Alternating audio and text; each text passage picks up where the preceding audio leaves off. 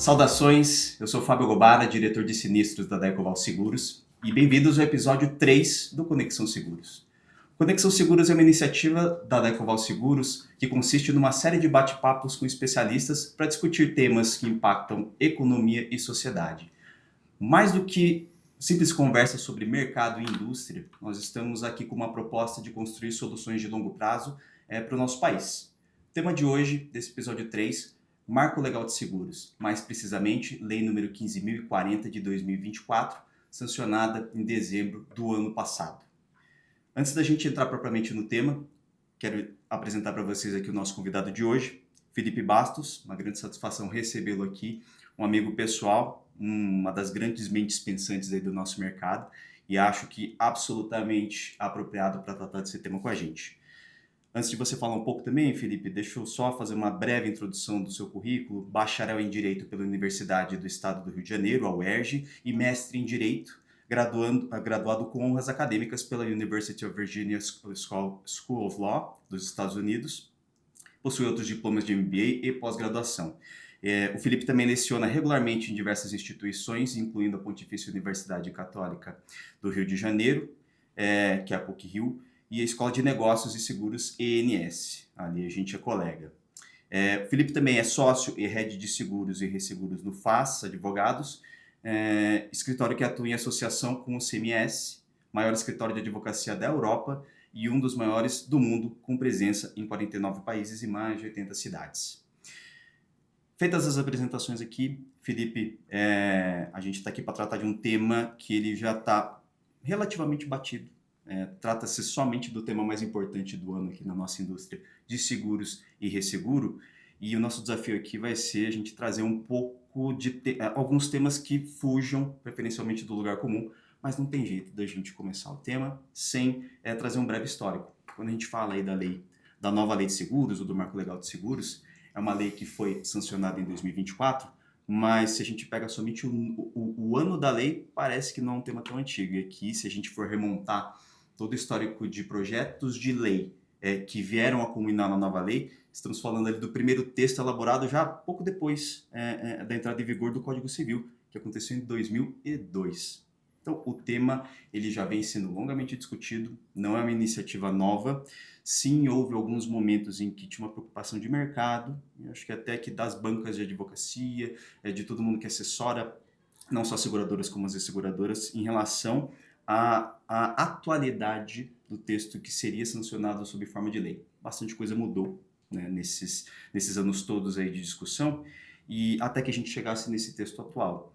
E a gente vai trocar uma ideia, vamos aprofundar um pouco esse tema, mas eu acho que, para além das críticas que ainda são várias em relação ao texto final da Lei de Seguros, acho que aqui a gente tem uma missão de trazer insights, trazer quais são os pontos de atenção para todos os stakeholders envolvidos aqui na linha de produção de seguros. E aqui a gente fala não só de seguradoras e resseguradoras, mas intermediadores das contratações, bem personificados aqui nos corretores de seguro, reguladores e peritos, né, que fazem aqui um trabalho muito importante na esteira de regulação de sinistros, e por aí vai. Então, dito tudo isso, Felipe, eu acho que um dos grandes pontos, talvez o melhor início de assunto aqui, é também um ponto de crítica em relação à lei de seguros, e eu queria ouvir o seu ponto de vista em relação àquela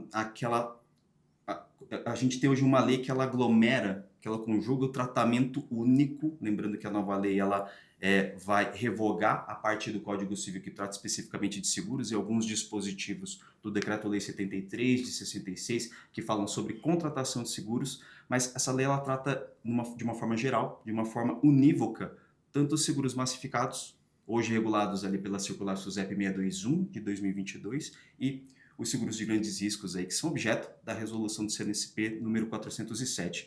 Queria ouvir um pouco aí do seu ponto de vista em relação a esse tratamento aí único, dado esses dois grandes grupos de seguros tão distintos na sua substância, todos sob um único manto agora da nova lei de seguros. Bom, obrigado, Gobara. Não vou te chamar pelo pronome, pela nossa Fica à vontade.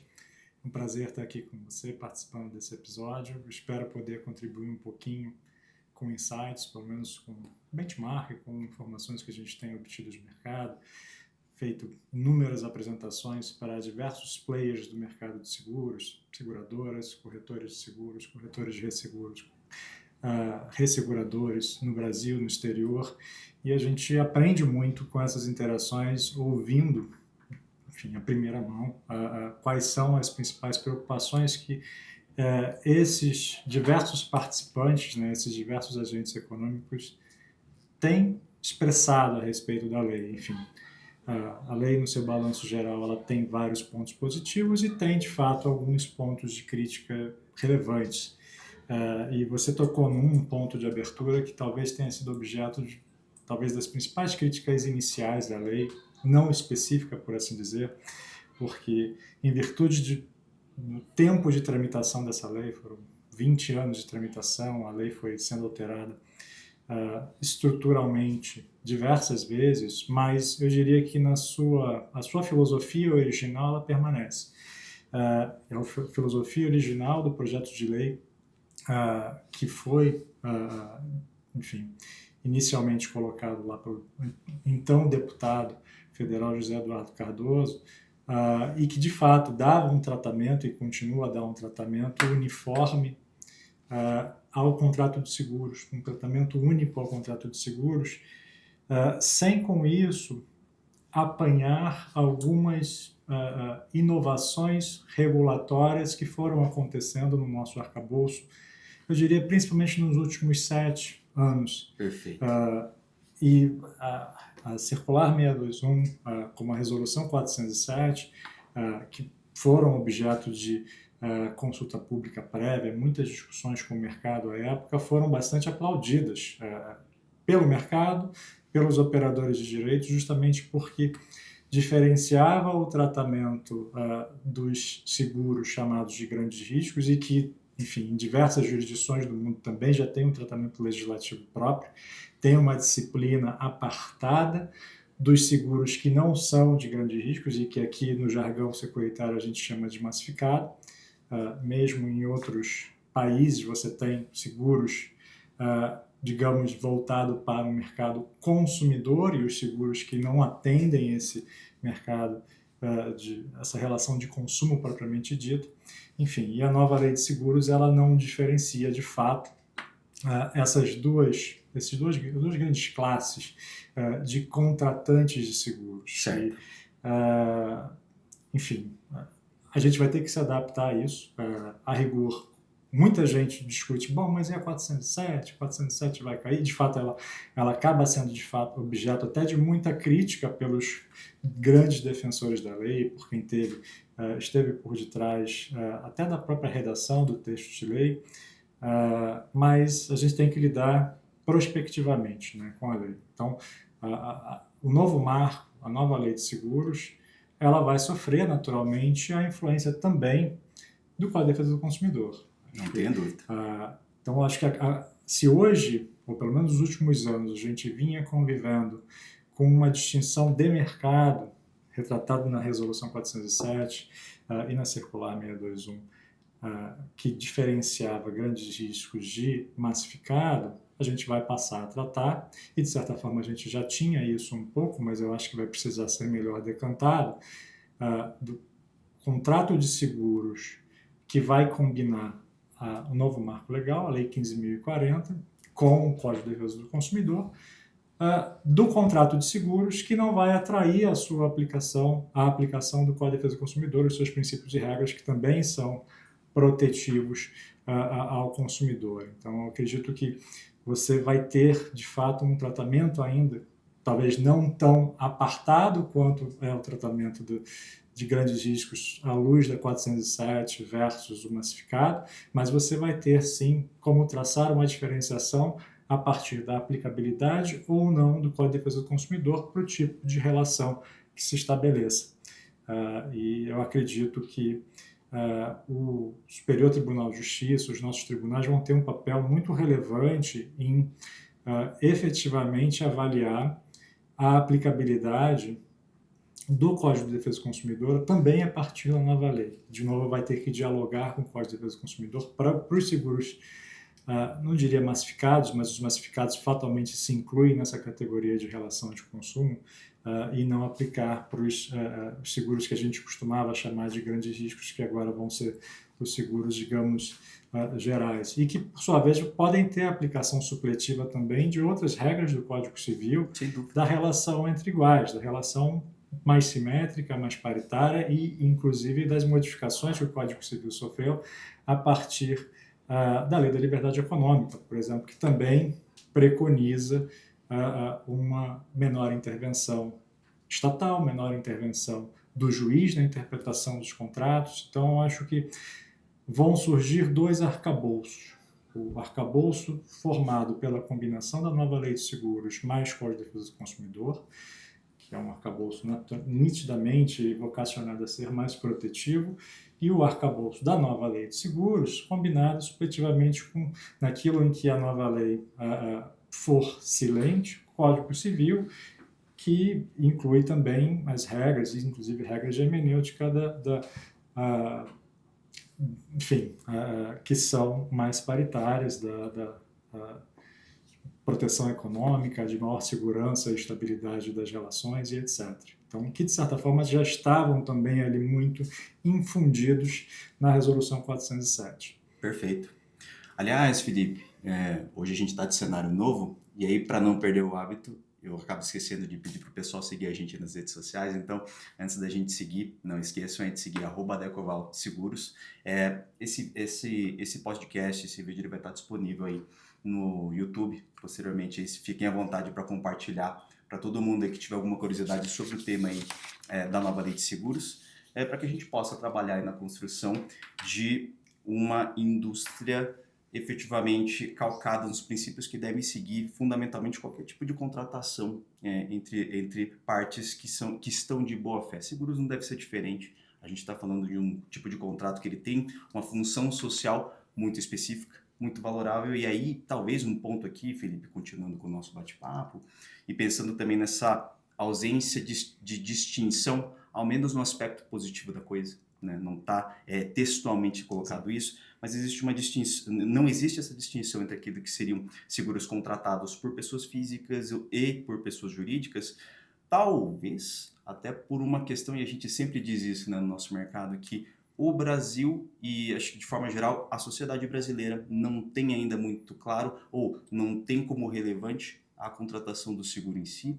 E quando o faz talvez por uma necessidade extrema, que pode expor o contratante a uma situação ali de desconhecimento sobre aquilo que ele está contratando, que é bastante comum ainda, infelizmente, no nosso país. E aqui a gente está falando aqui daquela assimetria informacional, aquela disparidade de conhecimento em relação à extensão da cobertura.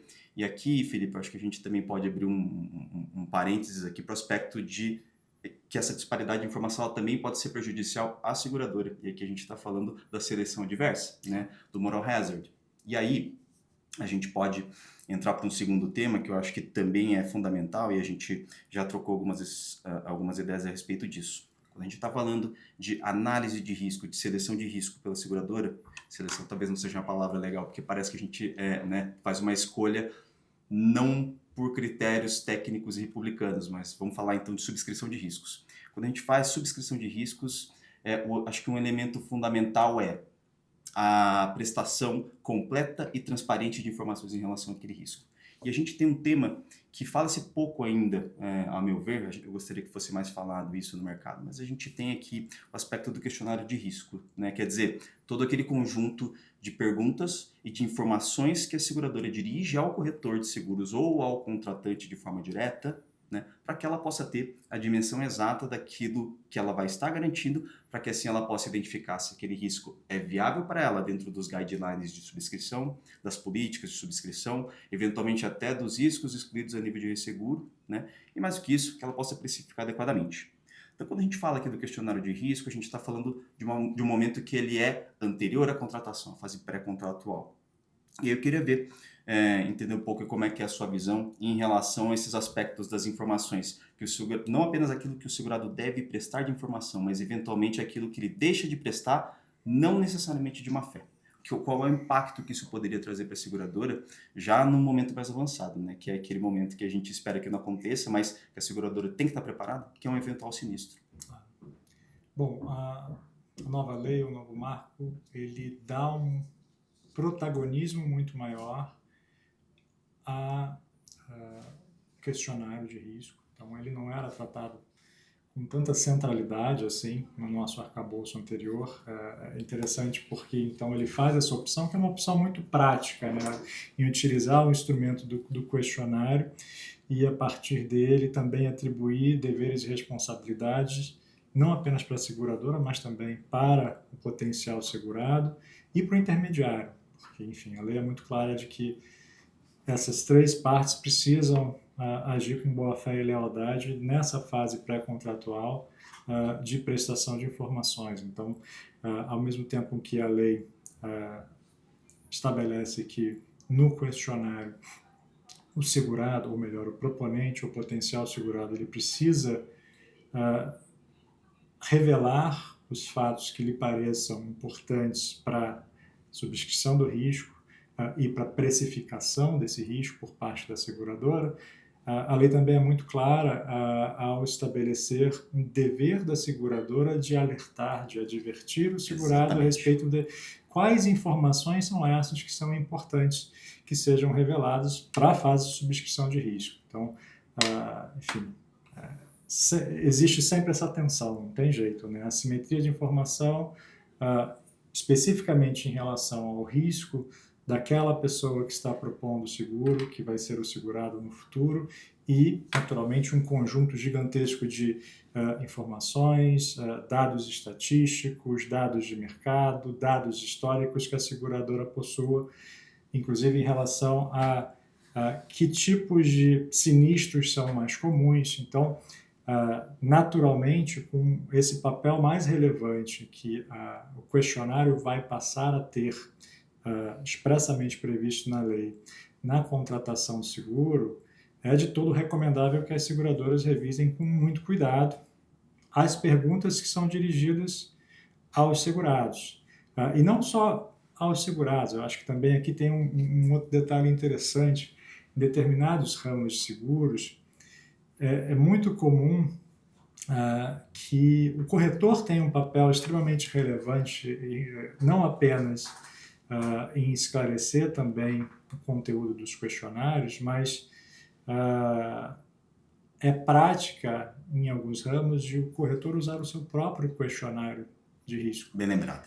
O corretor, às vezes, ele obtém a informação da seguradora ou, antes de mais nada, ele, conhecedor que é do mercado em determinado ramo de seguro, ele já coleta as informações que ele entende que as seguradoras, em geral, que operam naquele ramo, exigem para que possam avaliar uma proposta de seguro, para que possam avaliar o risco e precificá-lo também, no seu próprio formulário, no seu próprio questionário, e repassam, portanto, um questionário da corretora A, B ou C para o mercado, a pesquisa de mercado, na sua tentativa de colocar esse risco. Então, essa figura do questionário do corretor de seguros, ela não é capturada pela lei. Perfeito. A lei, quando pensa no questionário, ela atribui esse dever do questionário à seguradora.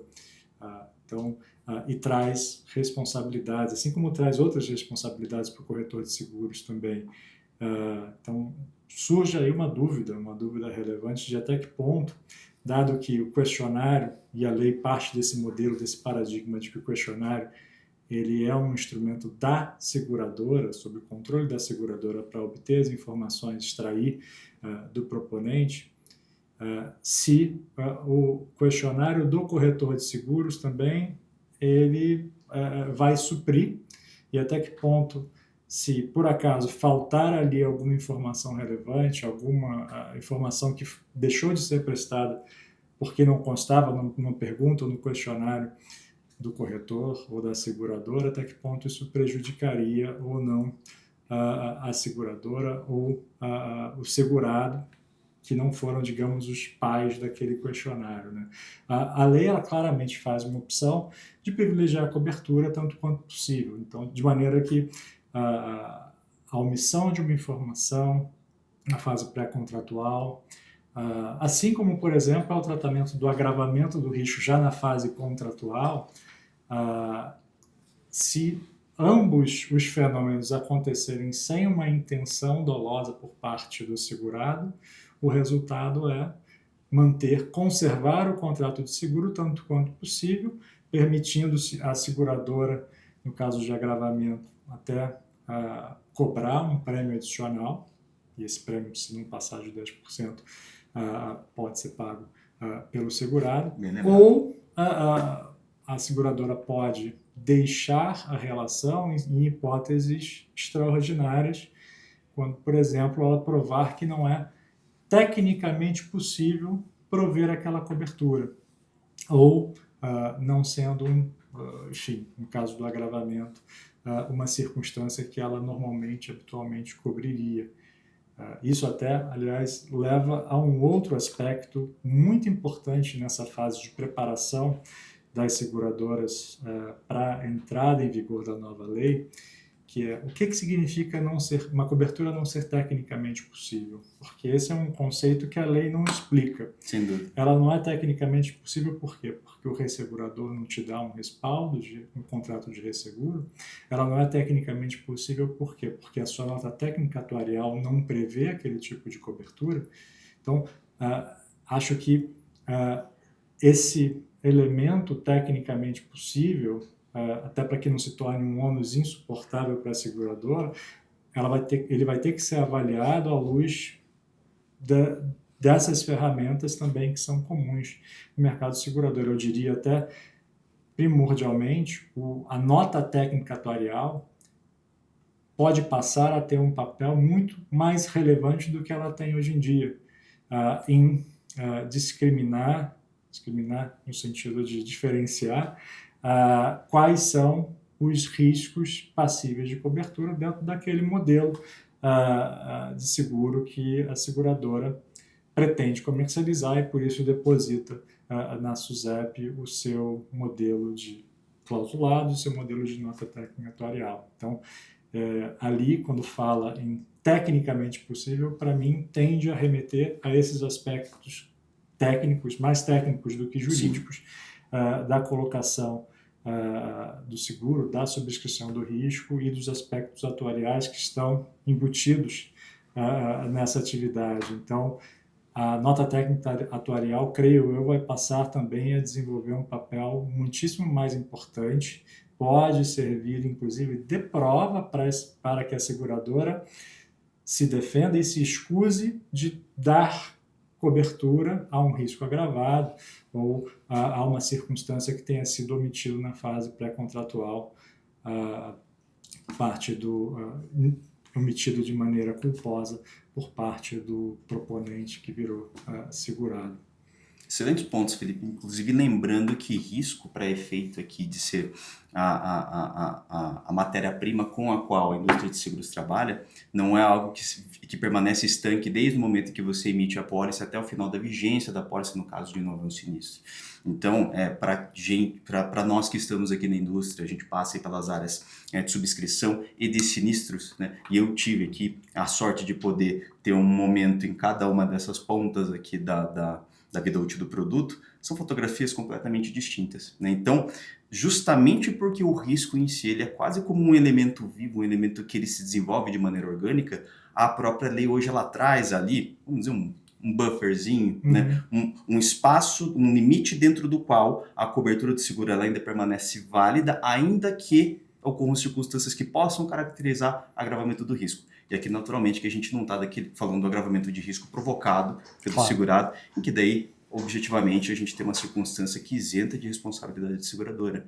Mas o ponto é justamente esse, quer dizer, no intuito de não se permitir que a seguradora prejudique indevidamente o segurado com uma negativa calcada num agravamento de risco que não é relevante, né? Ou eventualmente que não é provocado, sem que mesmo que não provocado, ele tenha algum tipo de prejuízo à regulação ou à própria seguradora.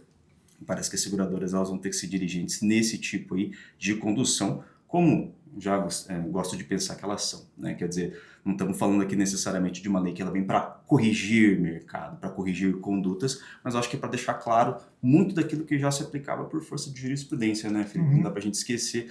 Parece que quando a gente tem a publicação de uma lei, estamos falando de um arcabouço que ele vê e ele é inédito, né? E deixa de ser inédito só com a sua publicação. Não, acho que a gente tem muita coisa que já era praticada ou já deveria vir sendo praticada pelo histórico aí de julgados pelo Poder Judiciário. Mas você começou um tema interessante, Felipe, eu queria ver, queria entender contigo também como é que é a sua leitura a respeito do papel do principal intermediador daquele que está com mais frequência presente no dia das seguradoras, que é o corretor de seguros. Mais cedo, a gente trocava algumas mensagens aqui a respeito justamente de em que capacidade ou em que extensão que a gente pode entender e visualizar e, de fato, interpretar o corretor de seguros como efetivo representante do proponente. Aqui, quando a gente está falando de proponente, naturalmente que, dependendo do ramo, pode ser o próprio segurado, pode vir a ser o tomador, no caso de um seguro garantia. Enfim, tudo isso posto, como é que a gente pode entender qual é o nível de representatividade, por assim dizer, que o corretor tem em relação a esse proponente, pensando inclusive nas nuances que a gente tem de produto para produto. Legal. Não, de fato, bom, eu tenho conversado muito e dado workshops com corretores de seguros e acho que o momento de renovação legal, ele traz também aí uma virtude de colocar todo mundo para parar e ler, né, as normas. O mercado segurador ele tem uma característica muito interessante, certamente é comum a outros mercados, mas é muito saliente ao mercado segurador. Ele vive de algumas máximas que são reproduzidas boca a boca e viram verdades absolutas e é difícil desmistificá-las, né? Uma delas, uma das muitas, bom, o corretor de seguro representa o segurado para todos os fins. E, de fato, você percebe que, na prática, o corretor de seguros, ele atua dessa forma, né?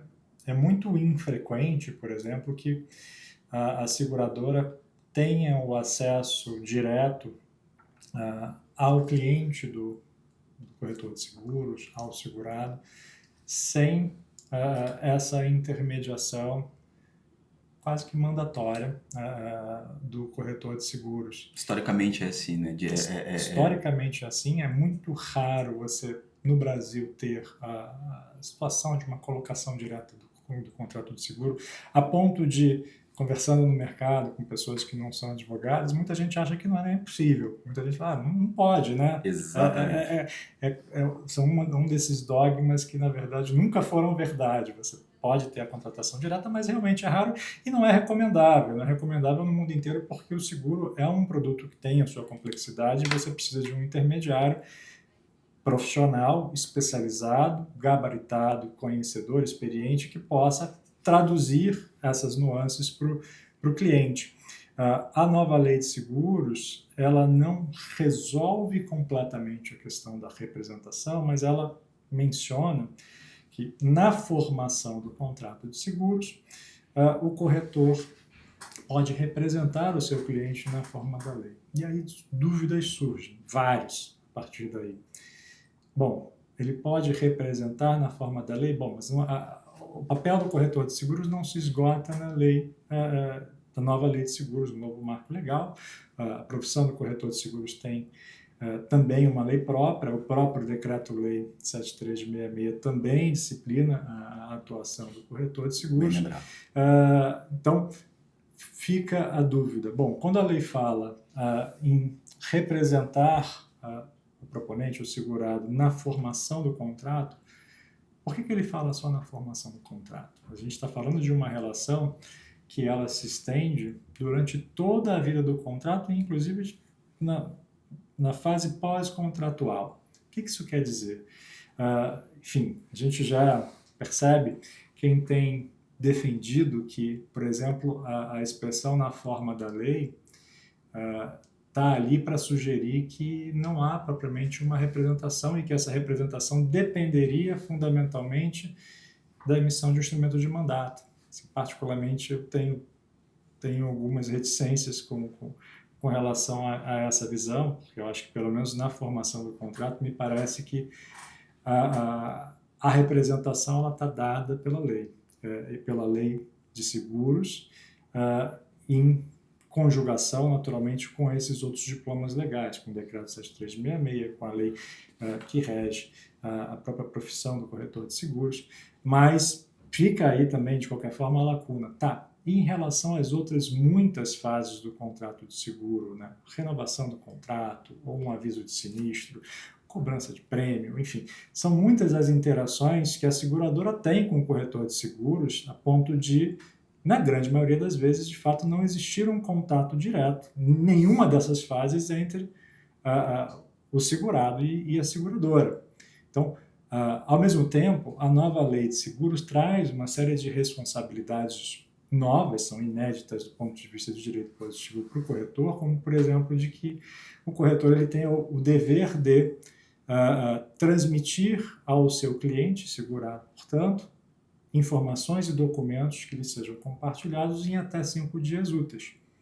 E aí surgem outras dúvidas. Bom, mas se a lei não garante que o corretor de seguros intermediário representa o segurado, será que, o que isso quer dizer? Se a seguradora, ao, por exemplo, informar a corretora sobre alguma documentação pendente na regulação de sinistro, ela não está, ao assim fazer, informando o cliente, informando o segurado? Ela precisa o quê? Contar esses que ele vai transmitir nesses 5 dias úteis? Assim, a prática já consolidada, e aí não é só no Brasil, no mundo inteiro, é de que informado o corretor, informado estará o segurado também. Então, Perfeito. Até que ponto exigir de maneira rigorosa uma carta de nomeação, um instrumento de mandato, uma procuração, com designação específica de todos esses poderes, também não vai um pouco contra os usos e costumes já estabelecidos no mercado há tanto tempo, né? Até que ponto isso significaria uma alteração? Mas, de qualquer forma, ficam algumas dúvidas, né? Ao passo que, por um lado, a nova lei ela consagra algumas regras que já estavam, como você bem colocou, bem sedimentadas pela jurisprudência. Como qualquer nova lei, uma lei longa como essa ela traz um pouquinho, um tanto quanto uma camada de insegurança em relação a como que essas novas regras virão a ser interpretadas, primeiro pelo mercado, depois pelos tribunais estaduais, predominantemente, e no final do dia pelo Superior Tribunal de Justiça, que é quem cabe uniformizar a interpretação da legislação federal. Então, e esse é um processo que vai durar anos, né, até que a gente consiga ter uma estabilidade, uma segurança maior a respeito de quais serão, de fato, os efeitos e as interpretações prevalentes de cada uma dessas regras. Por enquanto surgem possibilidades, dúvidas, mas também oportunidades de, quem sabe, para seguradores, para corretores de seguros, em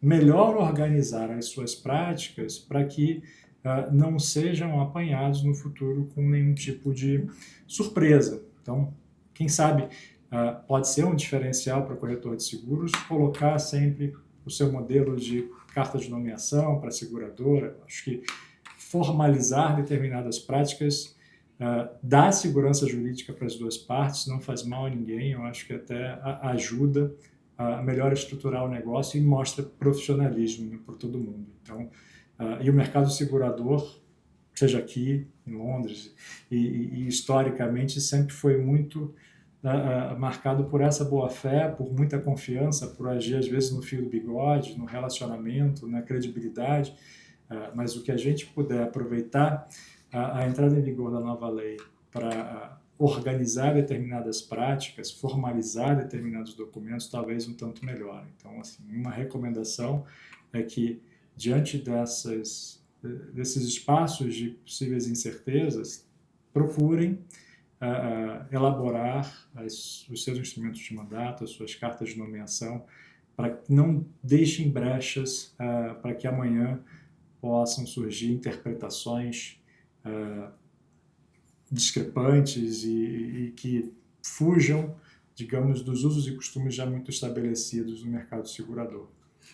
E é curioso, Felipe, esse ponto aqui de qual é um instrumento que efetivamente comprovaria para a seguradora e daria a ela a segurança jurídica sobre as capacidades de representação, por assim dizer, do corretor em relação ao proponente do seguro, porque, e aí vem a parte curiosa, né? A gente tem aquele desafio como segurador, é muito comum, especialmente com as áreas comerciais, nada contra, né? A gente precisa da força de venda aí sempre incentivada, mas é como se a gente tivesse uma oposição entre segurança jurídica e a própria operacionalidade do negócio, quando na verdade a gente não está falando de elementos conflitantes, a gente está falando de elementos que deveriam estar coordenados, conjugados. E aí, naturalmente, né, eu acho que com a nova lei vai ser muito importante que as seguradoras elas deem um passo atrás ou elas deem uma desacelerada no aspecto operacional, não no sentido de perder tempo no momento da contratação, mas que até a emissão da apólice existe um trabalho prévio a ser feito, né, nesse aspecto aí de efetiva constituição da relação de representação entre corretor e proponente. Eventualmente, quando a gente fala de seguro-garantia, né, você fala de toda a parte cadastral, análise de crédito do tomador, para que aí você esteja efetivamente pronto para dar aquela resposta em relação ao time que o corretor precisa, que o cliente, no fim das contas, precisa, né? E o segundo ponto, quando a gente pensa também aqui em como é que a gente caracteriza, como é que a gente constitui essa relação entre corretor e segurado, hoje é muito comum que as seguradoras tenham aí portais, plataformas de emissão digital, onde o corretor ele tem um acesso, ele tem o login, mas para ele basta incluir ali o CNPJ, seja do tomador, seja do segurado, e ele consegue a emissão de uma apólice ali sem necessidade de intervenção humana, são aqueles processos no touch que a gente fala, que sim agilizam muito a vida pelo lado do cliente, mas é um risco assumido para as seguradoras, né? Acho que a gente não pode ignorar esse elemento. Bom, acho que a gente pode passar para um outro tema também, Felipe, que eu particularmente considero interessante. E aqui a gente já começa a puxar um pouco de sardinha aqui para o seguro garantia, né? Onde você também tem um histórico aí substantivo, tá? De mercado. E o ponto que eu queria trazer para você é em relação à proposta, né? A lei hoje ela traz de maneira muito explícita que a proposta de seguro, e aqui a gente está falando da proposta no seu sentido jurídico mesmo, né? Aquele que vamos dizer assim, o firme da contratação pelo lado da seguradora, estes são os meus termos. Quando a gente fala de proposta, quando a gente está também no contexto de seguro-garantia, mesmo quando a gente fala proposta, nós podemos estar nos referindo à cotação, né? Um momento de cotação. Fato é que hoje, por letra expressa de lei, a proposta não pode ser condicional, né? E aí eu te pergunto, como é que as seguradoras que trabalham com garantia devem se portar em relação àquelas situações que são corriqueiras de, olha, aqui está a sua proposta, aqui está a proposta da seguradora, minuta da apólice, estou aguardando, está condicionada aqui a regularização do famoso contrato de contra-garantia ou eventualmente até a constituição de uma garantia colateral. Como é que a seguradora faz para navegar aqui nesse novo ambiente? Esse, de fato, é um super desafio, Gobara. Realmente, ao primeiro me deparar com essa norma de que a proposta, não é a proposta do segurado, mas a proposta elaborada pela seguradora, ela traz esse qualificativo de que ela não pode ser condicional. Então, isso já traz um desafio de interpretação grande, por exemplo, para o dia a dia, realmente, das seguradoras de garantia que, enfim, precisam muitas vezes da emissão de um CCG e nem sempre a formação do contrato de contra-garantia segue para e passo a necessidade do cliente de emissão daquele contrato de seguro, né? Então, isso de fato é um desafio grande. Tem duas possibilidades. Ou uma delas, que eu definitivamente não recomendo, é contar com uma interpretação futura do judiciário que vai mitigar a rigidez dessa norma, quando fala que a proposta da seguradora não pode ser condicional. E aí, só um parêntese aqui. Naturalmente, quando a lei fala em proposta, diferentemente da cotação, ela fala sempre no sentido de proposta que existe no Código Civil para qualquer negócio jurídico. Então, ela precisa ter todos os elementos necessários para a formação do contrato. Não pode ter nenhum elemento estruturante, essencial, pendente. Então, a proposta ela vai ser considerada uma proposta na medida em que, recebida pelo outro lado, que ali é o potencial segurado, basta ele dizer eu aceito.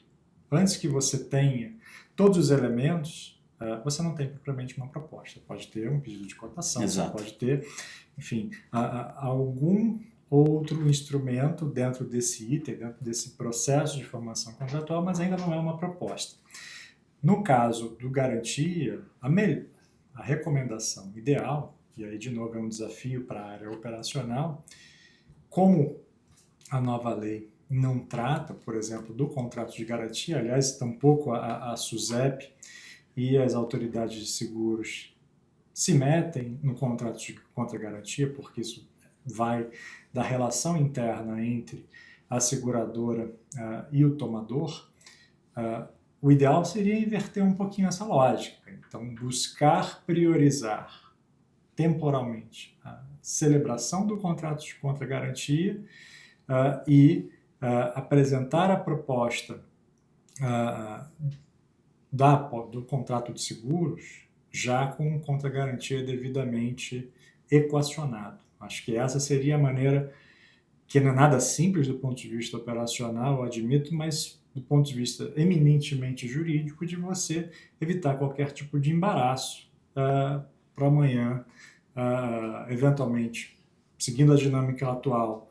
Vamos imaginar, você emite a apólice, diz, olha, mas a apólice está condicionada a você assinar o contra-garantia ou a sua empresa-mãe assinar a contra-garantia, ou você me fornecer algum outro tipo de garantia colateral líquida, e essa garantia nunca é firmada, e isso servir como defesa para o tomador e falar, peraí, a sua proposta não pode ser condicional, isso não pode impactar a validade e a eficácia do contrato de seguro, porque a lei está dizendo que a proposta não pode ser condicional. E, de novo, as normas do novo marco legal, que ainda sequer entraram em vigor, ainda vão passar por muita interpretação judicial. Então, o Poder Judiciário ainda vai ter muito trabalho em separar ou em classificar quais dessas normas são de ordem pública, onde são mandatórias, são normas imperativas, das normas que são meramente dispositivas, que as partes podem negociar livremente entre elas. Então, esse vai ser um trabalho de decantação longo. Essa é uma que fica em dúvida. Bom, a proposta não pode ser condicional. Até que ponto será que isso não pode ser negociado entre as partes? Será que, claramente, num contrato que enseje também uma relação de consumo, não vai poder, mas num contrato eminentemente civil, empresarial, por que não?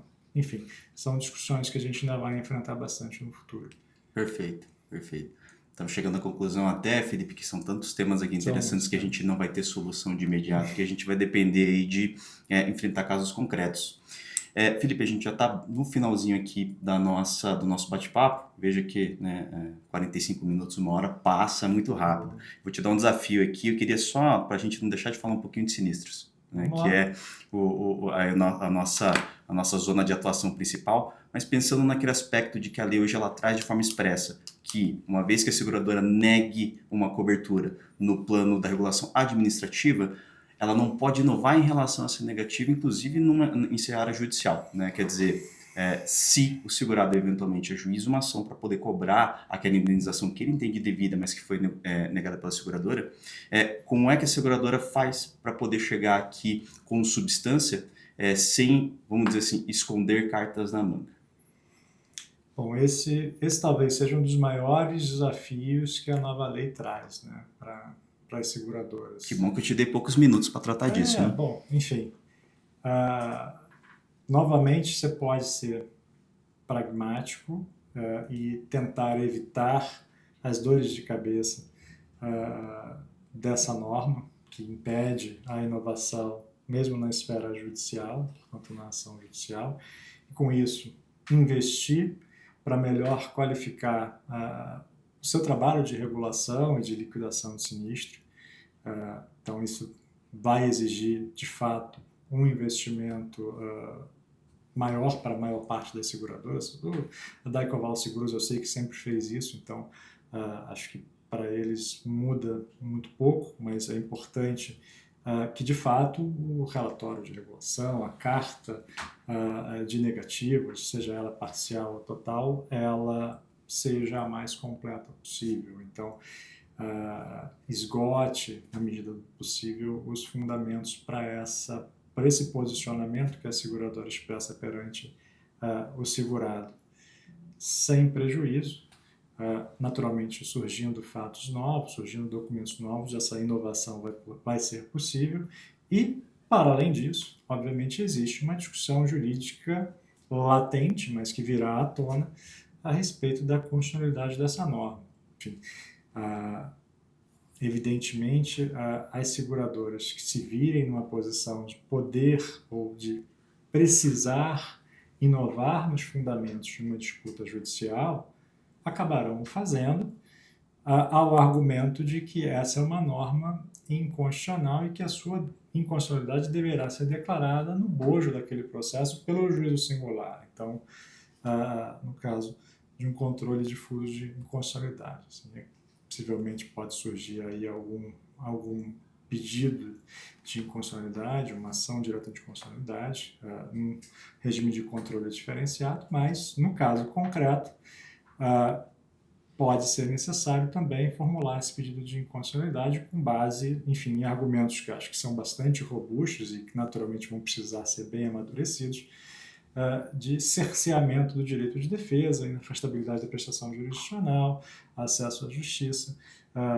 contraditório e ampla defesa, enfim, vários princípios processuais que estão encartados lá no artigo 5º da Constituição Federal. Então, assim, de qualquer forma, para não precisar lidar com esse problema, evidentemente, melhor prevenir. A seguradora sabe disso melhor do que a grande maioria da população, e a melhor prevenção nessa fase é qualifiquem o seu processo de regulação de sinistro.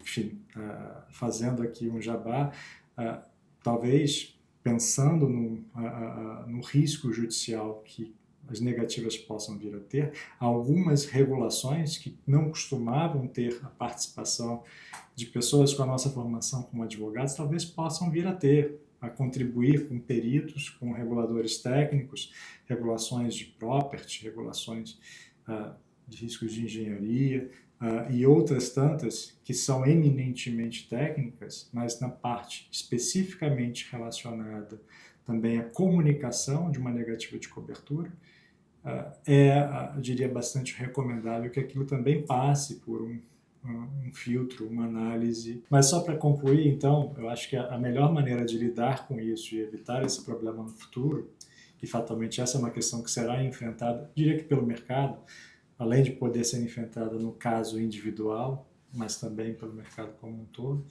é realmente aprimorar a sua regulação de sinistro de forma que,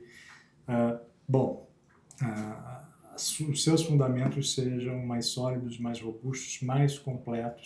Eu acho que com isso também você está entregando um serviço financeiro melhor, né? Você está prestando a informação de maneira mais clara para o seu cliente e você, com isso, eu acho que até, inclusive, preserva muito melhor a relação, não só com o cliente, mas com o corretor, que também, e aí, representa ou não representa o segurado, de qualquer maneira.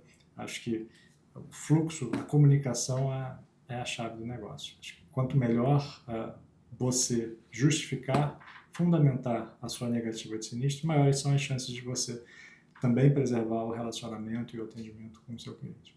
Excelente, Felipe. Não só esse aqui é um grande tema aqui que é sempre prazeroso a gente ficar discutindo aqui por muito tempo, mas fico muito satisfeito aí por ter podido discutir esse tema aí com alguém que traz muita substância, muita bagagem para tratar das questões relacionadas à nova lei de seguros. Não é um tema que ele está resolvido desde já. Acho que a gente ainda tem algumas etapas. Minimamente, essa lei ela entra em vigor ainda em dezembro de 25, e não só a gente tem que estar pronto, adequado com o mercado para seguir operando os nossos produtos, mas também vamos ter que estar muito atento e participativo de todas as instâncias aí de discussão, de teste mesmo, das novas premissas aí que se colocam sobre a forma da nova lei. Com isso, a gente encerra aqui esse episódio 3 da Conexão Seguros. Agradeço mais uma vez aqui, Felipe, a sua disponibilidade. Uma honra aqui ter você com a gente da Ecoval Seguros. Para o momento, pessoal, peço que não esqueçam aí de nos seguir nas redes sociais, @da Ecoval Seguros. E até uma próxima. Obrigado, pessoal. Um prazer grande poder estar aqui.